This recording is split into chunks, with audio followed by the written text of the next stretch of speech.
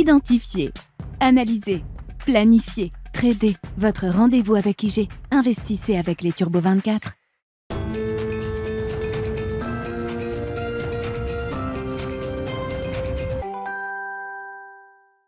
C'est parti pour Smart Bourse, votre double dose quotidienne de marché en direct sur Bismart. Chaque jour à la mi-journée, 12h30, 13h. Et en fin d'après-midi, la grande édition pendant une heure à partir de 17h en direct, rediffusée à 20h sur Bismart TV. Émission que vous retrouvez chaque jour en replay sur bismart.fr et en podcast sur l'ensemble de vos plateformes. Au sommaire de cette édition de la mi-journée, une semaine de consolidation pour les actions européennes notamment, mais une consolidation qui se fait sans pression baissière notamment. Le retracement est quand même très très léger pour les actions européennes qui ont été parmi les grandes gagnantes de ce rallye d'automne qui a commencé il y a un peu plus de 2 mois maintenant. Cette semaine sera une semaine de pause sans doute, mais les actions européennes tiennent les niveaux qui ont été atteints à travers ce rebond de 20% et plus. De ce point de vue-là, la situation évolue assez peu ces derniers jours. On notera sur la partie obligataire que le rallye obligataire, notamment sur la partie américaine, mais également sur la partie européenne, ce rallye prend une certaine dimension en cette fin d'année, puisqu'on a des taux longs américains qui sont retombés sur des niveaux qu'on n'avait plus vus depuis 3 mois maintenant, avec un 10 ans américain qui est repassé sous la barre des 3,50%, avec sans doute un soulagement exprimé par le marché, qui est content de savoir que le pic d'inflation aux États-Unis est sans doute passé, et puis peut-être des inquiétudes qui se matérialisent également pour la suite du cycle économique américain. On parle bien sûr de récession, ce seront des mots qu'on va sans doute entendre pendant quelques mois encore à travers l'année 2023. Voilà pour la situation de marché. Les derniers grands enjeux de l'année 2022 autour des banques centrales, bien sûr, avec une séquence qui repart. On a quelques réunions cette semaine. La Banque du Canada est restée calée sur une hausse de taux de 50 points de base hier. Et puis la semaine prochaine, les grandes banques centrales se réuniront et décideront là aussi de leur prochaine hausse de taux pour la Fed notamment et la Banque Centrale Européenne. Nous aurons l'occasion d'en parler avec Frédéric Ducrozet, responsable de la recherche macro de Pictet Wealth Management, et puis discussion de marché évidemment et les questions de stratégie d'investissement pour 2023. C'est Kevin Tauzet qui sera avec nous en plateau pendant cette demi-heure, membre du comité d'investissement de Carmignac.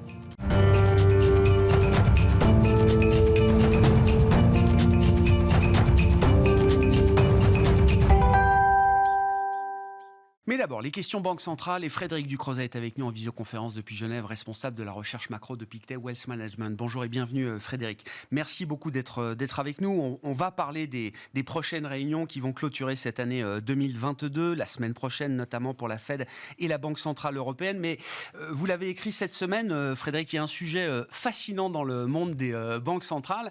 C'est la question des pertes des banques centrales. Très nouveau, qu'on n'a pas connu depuis plus d'une dizaine d'années maintenant, mais la normalisation monétaire a un coût financier également pour le PNL des banques centrales, on va le dire comme ça, Frédéric. C'est un sujet assez pointu, évidemment, mais c'est un sujet dont il faut parler néanmoins, et vous l'avez fait très clairement à travers une note cette semaine, Frédéric. Donc je voulais qu'on aille un peu sur les conclusions effectivement que vous avez pu retirer de cette mécanique financière qui se joue pour les banques centrales, avec cette question assez simple. Est-ce que c'est inquiétant de savoir que les banques centrales enregistrent des pertes aujourd'hui sur leur bilan ? Alors la réponse courte est non, absolument pas. Une banque centrale, ce n'est pas une banque commerciale, elle n'est pas sujette aux mêmes règles de comptabilité. C'est d'ailleurs une partie du secteur public dans son ensemble, donc on comprend même intuitivement que quelque part ça fait partie aussi du gouvernement. Hein, et une perte d'une banque centrale reflète en général une activité, une décision qui a été prise également côté budgétaire.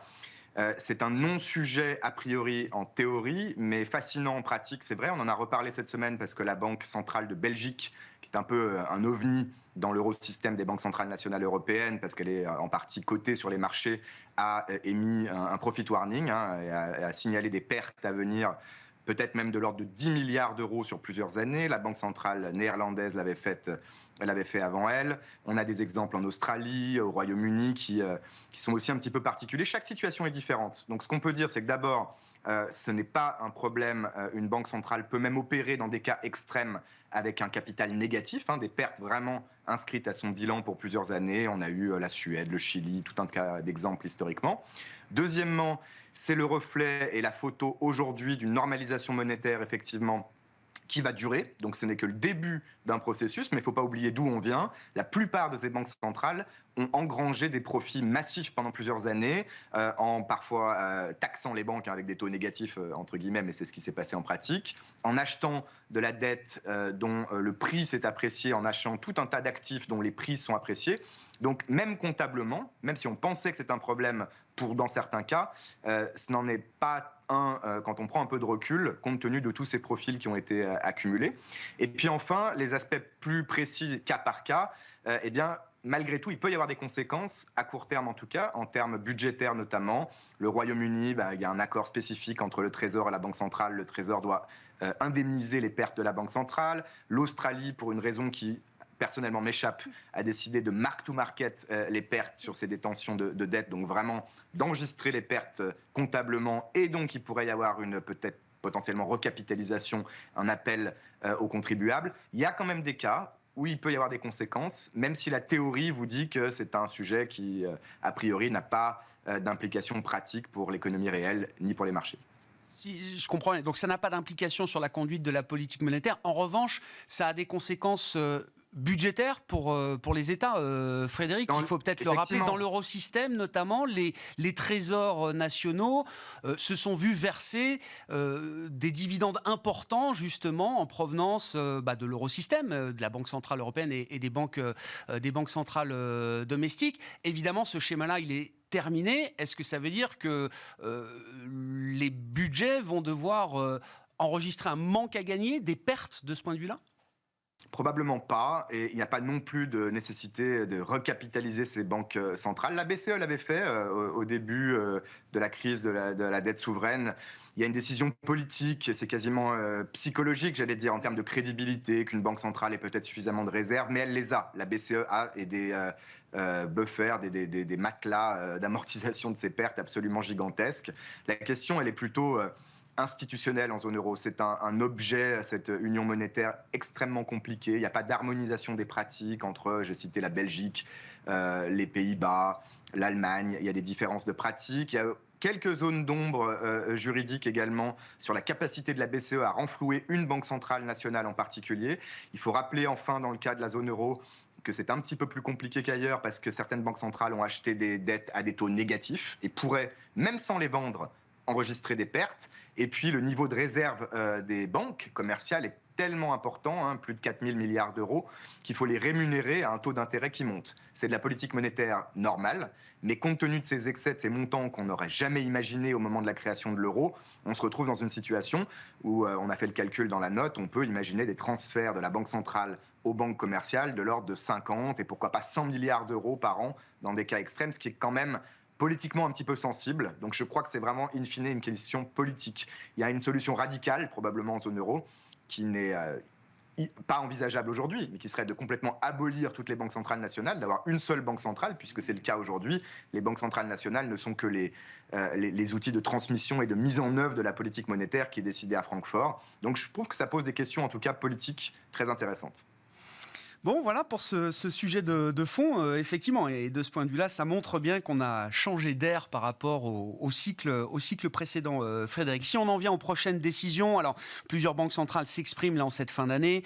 Peut-être que les réunions les plus importantes de la semaine prochaine seront celles de la Fed et de la Banque centrale européenne, avec des nouvelles projections économiques, les nouvelles projections de taux également des membres de la Réserve fédérale américaine. Les deux sont attendus avec une hausse de 50 points de base, Frédéric. C'est peut-être d'ailleurs un point commun déjà à ce stade entre la Fed et la BCE.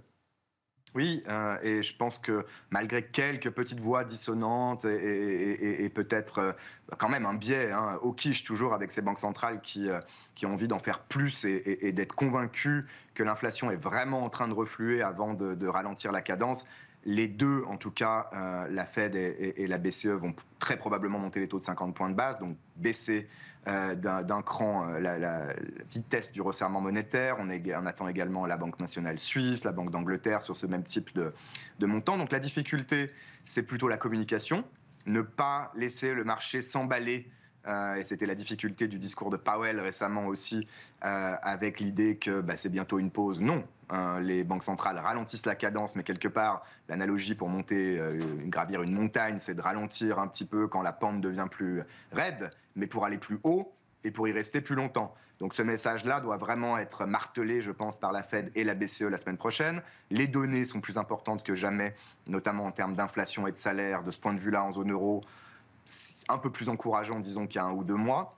Et puis, pour le cas de la BCE également, la Fed, c'est déjà le cas, mais la BCE, c'est moins clair. La liquidité, la gestion du bilan. On aura ce vendredi une nouvelle annonce de remboursement de TLTRO qui va réduire le bilan de la BCE, mais ce n'est pas suffisant. Elle veut s'engager dans un quantitative tightening, dans une réduction graduelle de son bilan, qui, je pense, commencera au début du 2e trimestre à un rythme très lent, prévisible. Voilà. L'idée, côté BCE, c'est de vraiment pouvoir monter les taux aussi haut que possible, au moins 2,5% selon nous, pourquoi pas plus haut.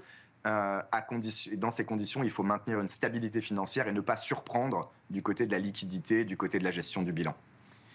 Comment est-ce que vous regardez à ce stade le rallye obligataire, Frédéric, alors qu'il nous ramène quelques mois en arrière sur le niveau des taux longs américains ou européens? Est-ce que c'est avant tout un rallye de soulagement? On est content de savoir que le pic d'inflation est sans doute dépassé aux États-Unis, proche de l'être en Europe, ou est-ce que c'est déjà un rallye d'inquiétude avec l'idée de la récession imminente, peut-être déjà là en Europe, peut-être là demain aux États-Unis? Un peu des deux, et je pense que le marché obligataire anticipe davantage une récession ou un ralentissement très marqué, également un reflux de l'inflation peut-être plus rapide que ne l'anticipe le marché action. Il y a une petite dichotomie ici malgré tout. Il y a l'idée d'anticipation de baisse de taux de la Fed dès l'année prochaine, ce qui est probablement trop tôt d'un point de vue de la Banque centrale. C'est quelque chose qu'on aurait tendance à contredire, en tout cas peut-être à se positionner pour un moment une déception, et à nouveau des relents au quiche de la Banque centrale, comme je l'ai dit. Donc peut-être qu'on est allé un petit peu loin à court terme. On a également, de manière historique et saisonnière, beaucoup d'émissions de dettes d'État et d'entreprises au premier trimestre à attendre l'année prochaine. Je dirais pas une forme de complaisance, mais on l'a vu cette année, les choses vont très vite dans un sens et dans l'autre. Le marché obligataire est probablement aujourd'hui dans une situation un tout petit peu plus marquée, encore une fois, en termes d'anticipation que le marché action, et notamment l'inversion de la courbe des taux qu'on recommence à faire un peu la une avec ce 2-10 ans qui atteint des points bas. Mais ça va, je pense, également être une tendance plus marquée, peut-être même structurelle pendant un moment. Ça ressemble aux années 70 ou même avant, dans la mesure où la Fed doit, encore une fois, maintenir ses taux d'intérêt à un niveau élevé pendant plus longtemps, je pense, que ce que le marché anticipe aujourd'hui. Oui, le higher for longer, effectivement, qui est désormais la séquence pour la Réserve fédérale américaine à travers 2023. Merci beaucoup, Frédéric, pour votre éclairage toujours précieux sur les politiques monétaires et les décisions à suivre la semaine prochaine pour la Fed et la Banque centrale européenne. Frédéric Ducrozet, responsable de la recherche macro de Pictet Wealth Management, avec nous en visioconférence depuis Genève.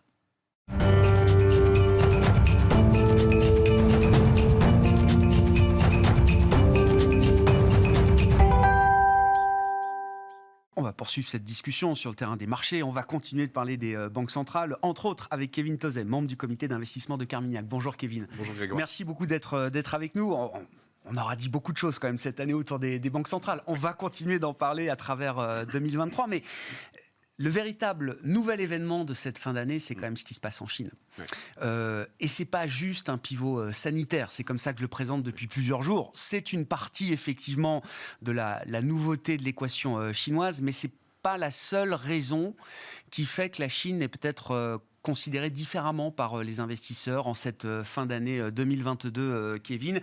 Est-ce que la Chine peut être d'ailleurs une carte joker pour 2023 sur le plan de l'investissement ? Alors, il me semble que oui, et notamment pour des raisons de valorisation. C'est comme des marchés qui ont beaucoup souffert. Donc, on va dire les marchés d'actions, les investisseurs actions, pour le coup, ont fait leur travail.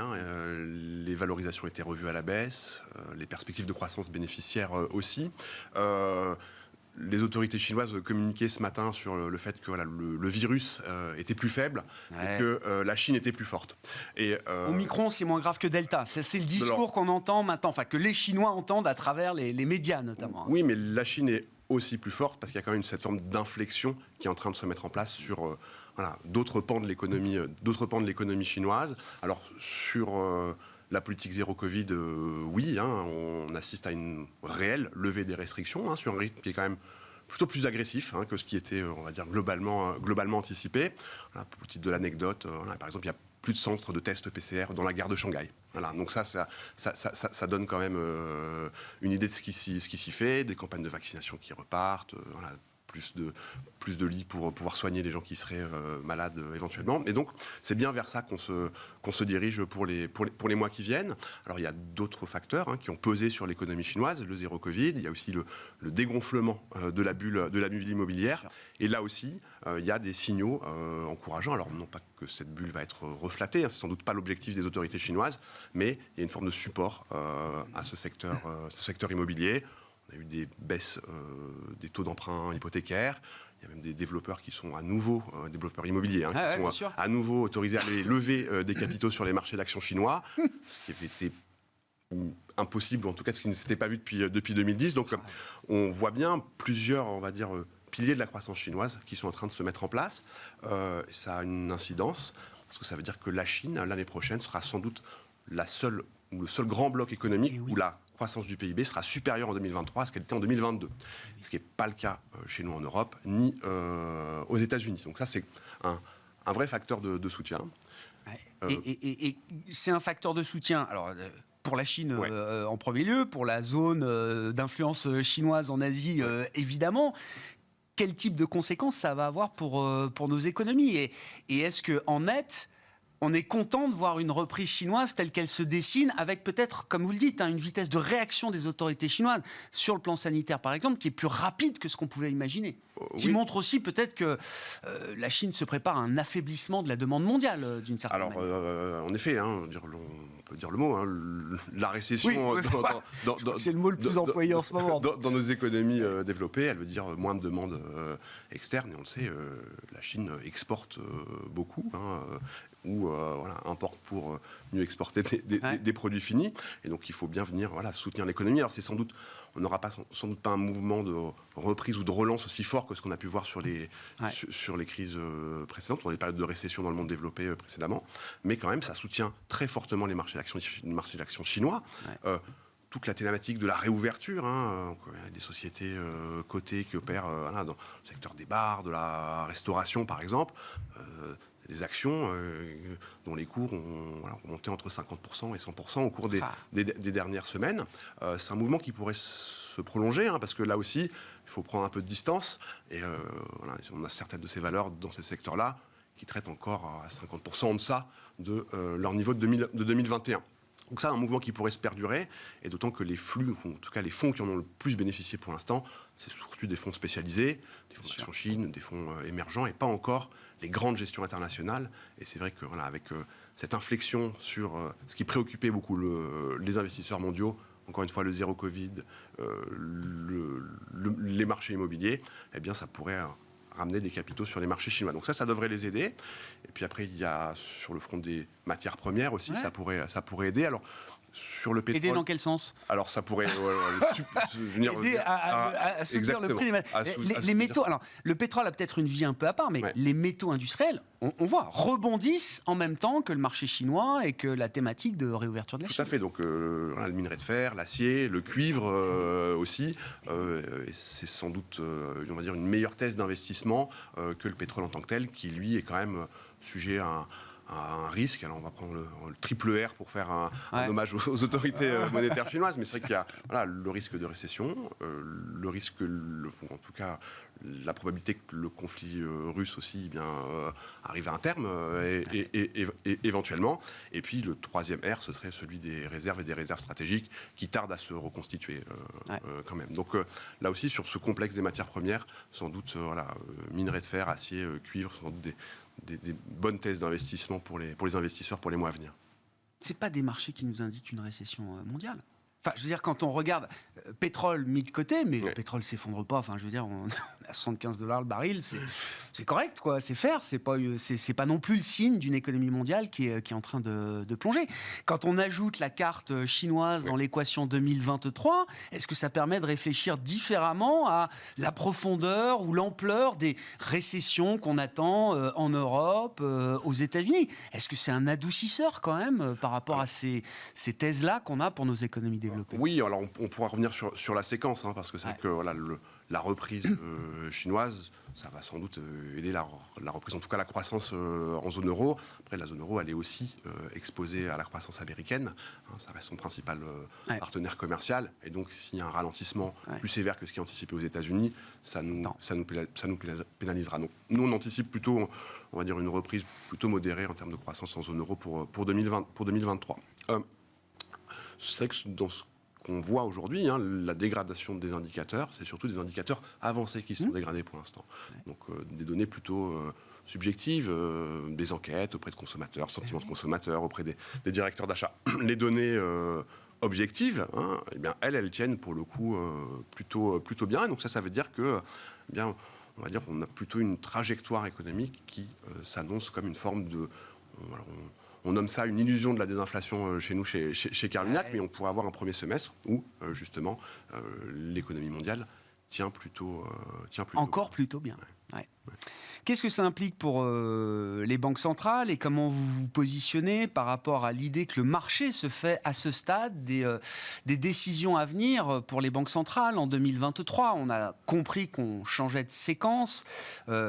Et c'est vrai que d'une manière presque un peu paradoxale, 2022 était peut-être une année facile en termes de décisions monétaires. Alors c'est facile à dire maintenant qu'on a encaissé avec tout ce qu'on a encaissé, mais à partir du moment où la barrière mentale des banquiers centraux est tombée, de se dire oui, les taux directeurs peuvent et doivent remonter, on y est allé franchement, massivement, sans trop réfléchir, 75 points de base, 4 consécutives coup sur coup aux États-Unis, etc. C'était assez mécanique.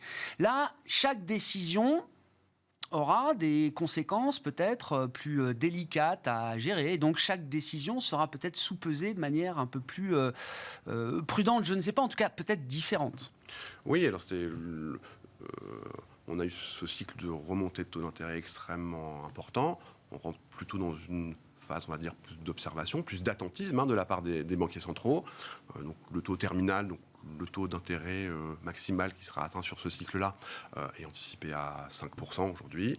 Il est relativement stable, ça fait quelques semaines, quelques mois qui se tient sur ces niveaux de 5%. Sans doute là que la Réserve fédérale amènera ses taux d'intérêt. Et ça veut dire quoi? Ça veut dire une hausse de 50 points de base la semaine prochaine, donc 0,5%, et ensuite de hausse de 25 points de base, donc 0,25%, et ça nous amènera sur ce taux de terminal de 5%. La question, c'est combien de temps est-ce que on va dire, ce niveau de taux d'intérêt sera maintenu? Dans la séquence qu'on décrivait, il y a quand même on va dire, une économie qui tient plutôt bien. Et donc, ça veut dire que ce niveau de 5%, il sera sans doute maintenu plus longtemps que ce qui est anticipé par les marchés aujourd'hui, parce que les marchés anticipent que ces taux d'intérêt américains commencent à baisser sur la deuxième partie de 2023. C'est sans doute une lecture un petit peu optimiste de ce qui pourrait se faire, même si l'économie américaine devait ralentir plus fortement que ce qui est anticipé.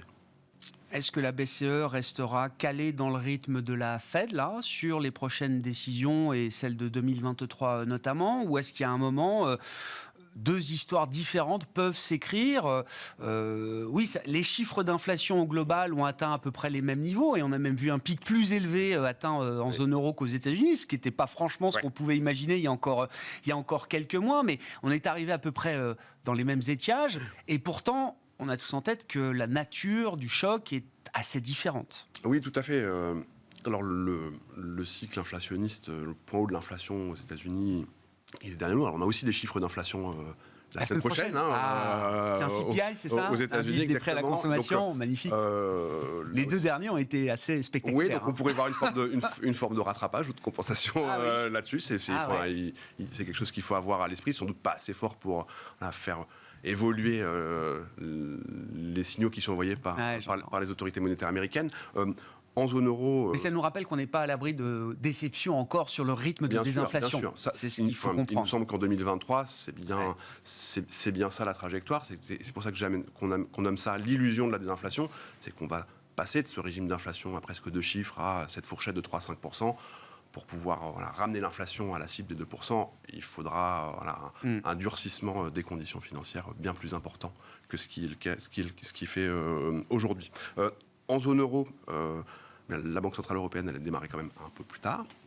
Elle est un peu plus loin du taux terminal, qui est anticipé être autour de 3%, si je regarde ce qui est anticipé par les marchés. Et là aussi, la dynamique est quand même assez différente. C'est-à-dire que les effets de second tour, donc ces boucles prix-salaire, aux États-Unis, dans un marché de l'emploi très tendu, ils sont déjà mis en place.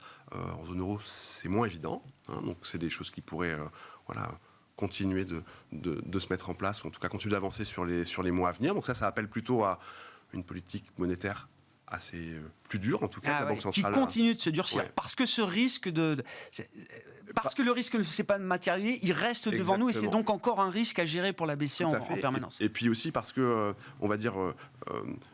il y a aussi, on va dire, la réponse à la crise énergétique. Elle s'est faite largement par des mesures de relance budgétaire. Relances budgétaires qui ont essentiellement été mises en place par les pays, on parle des Pays-Bas, l'Allemagne, qui ont la place pour le faire, qui ont les marges de manœuvre pour le faire. Accessoirement ou non d'ailleurs, mais en face de ça, il se trouve que ce sont ces pays-là qui ont un problème d'inflation beaucoup plus prégnant que d'autres. Et ça aussi, ça appelle à une réponse monétaire potentiellement plus difficile. Donc voilà, en termes d'exposition, comment est-ce qu'on met ça en place dans un portefeuille ? Eh bien, on est plutôt plus prudent sur les taux européens que sur les taux américains, clairement. J'entends. Et globalement, d'ailleurs, comment est-ce que vous terminez cette année en termes de positionnement dans la perspective d'entamer 2023 aujourd'hui, sur les classes d'actifs et diversifiées sur lesquelles vous intervenez ? Oui, alors la dernière fois qu'on s'était vu, donc si je prends Carmignac Patrimoine, pour bien sûr, oui. On était à peu près à 50% d'exposition nette au marché d'actions. C'est le maximum qu'on puisse avoir, parce que justement, on anticipait cette forme de prise en compte de ce rythme de désinflation, changement de ton des banquiers centraux, et puis un pessimisme qui était très très largement partagé par les opérateurs de marché. On anticipait que ces marchés escaladent ce mur des inquiétudes. Aujourd'hui, on a pris acte du rebond. Et on gère un portefeuille, donc on a enlevé un petit peu de risque de la table. On a remis des protections. On est entre 25 et 30% d'exposition nette au marché d'actions. Je veux dire, relativement agnostique dans ce contexte en termes d'exposition nette au marché d'actions. Après, sous la surface, qu'est-ce qu'on fait ? On a parlé de ce risque de récession, il faut l'intégrer aussi dans un portefeuille. Donc, plutôt un positionnement un peu défensif sur les marchés d'actions. Et puis après, je crois qu'il faut aller diversifier un petit peu ses investissements. Et où est-ce qu'on peut aller trouver de la valeur ? Bien, la Chine, bien sûr, on en a parlé. D'autres économies qui sont peut-être un petit peu moins tributaires de cette trajectoire inflationniste. On peut penser au Japon, par exemple, qui est là aussi, qui devrait avoir une demande domestique assez vigoureuse pour des raisons qui lui sont propres. Donc ça aussi, c'est intéressant à avoir dans un portefeuille. Puis, accessoirement, les actions japonaises, elles traitent sur des niveaux de valorisation qui sont quand même en deçà de celles des autres marchés. C'est une belle oubliée que pendant quelques années. Puis d'autres secteurs, peut-être un peu moins intuitifs, les industriels, par exemple. Là aussi, on va dire, si on essaie d'aller regarder un petit peu, d'aller travailler d'autres thématiques d'investissement que celles du rythme des inflations ou de la normalisation monétaire ou de la hausse des taux des banques centrales, eh bien, des thématiques comme celle du rapatriement des chaînes de production, c'est des thématiques qui devraient bénéficier au secteur industriel. C'est ça. Et sachant que le secteur industriel a aussi un appareil de production déjà en place, donc déjà financé. Et ça veut dire quand même que si on est dans un environnement de taux et d'inflation un peu moins bénin que ce qui a caractérisé les 10 dernières années, on pourrait voir ces actifs déjà en place être mieux valorisés par les investisseurs. Et des industriels qui ont besoin de produire pour servir les carnets de commandes qui sont pleins à craquer aujourd'hui. Non, mais ça veut dire que le positionnement dans un fonds, c'est pas tout pour la récession. C'est-à-dire que... mais oui. Il faut... non, mais c'est encore une fois, il me semble que c'est important de diversifier ses investissements. et d'autant plus dans un contexte où on a aussi une forme de désynchronisation dans le cycle de la croissance mondiale entre les grands blocs économiques que sont la zone euro, les États-Unis et la Chine. Bon, on n'a plus le temps, mais on l'a déjà beaucoup dit, mais évidemment, et le crédit, et le moteur taux et crédit, qui est un moteur retrouvé comme jamais, peut-être depuis 10 ans pour les investisseurs. Tout à fait, c'est vrai que la hausse des taux, elle a été extrêmement pénalisante pour les investisseurs. On est aujourd'hui sur des niveaux de taux nominaux, de taux réels, qui sont repassés en territoire positif. Il y a une vraie forme de protection sur ces marchés-là. Et puis, les primes de risque, elles sont aussi largement remontées. On arrive à avoir des rendements entre 4 et 10% en fonction des classes d'actifs ou des segments crédits sur lesquels on investit. 4 à 10% de rendement embarqué. Voilà, ça correspond à des attentes de performance action sur du long terme. Et ça, c'est des choses qui se regardent aussi. Merci beaucoup, Kevin. Kevin Tauzet, membre du comité d'investissement de Carmignac, qui était avec nous, invité de la mi-journée de Smart Bourse.